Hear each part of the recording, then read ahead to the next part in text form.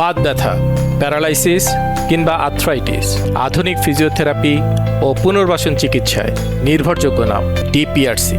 রূপগঞ্জ থানার অন্তর্গত কাঞ্চন পৌরসভার কেরাবো নামক স্থানে আপনারা জানেন যে মেহেদি নামের একজন টাইলস মিস্ত্রি নিহত আমেনা বেগমের বাসায় বিগত 4-5 দিন আগে টাইলসের কাজ সম্পন্ন করে। আজকে সে কাজ সম্পন্ন হওয়ার পরেও আজকে সে চুরি করার উদ্দেশ্যে প্রাথমিকভাবে আমরা জানতে পেরেছি আমেনা বেগমের বাসায় যায়।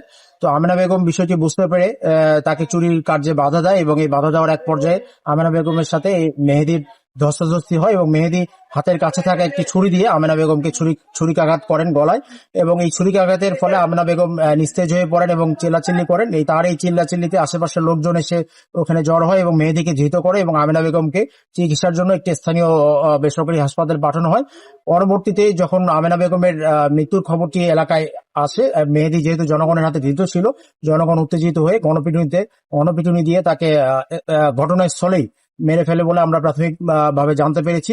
আমরা 2টি লাশই পরবর্তীতে পুলিশ যে উদ্ধার করতে সক্ষম হয়েছি। লাশ 2টি পোস্টমর্টমের জন্য সুরতহাল করা ইতিমধ্যে সম্পন্ন হয়েছে এবং লাশ 2টি পোস্টমর্টমের জন্য আমরা পাঠিয়ে দিচ্ছি। এই ব্যাপারে আইনগত ব্যবস্থা প্রক্রিয়াধীন আছে। আমরা আইনগত ব্যবস্থা আপনাদেরকে পরবর্তীতে জানাবো। ধন্যবাদ আপনাকে।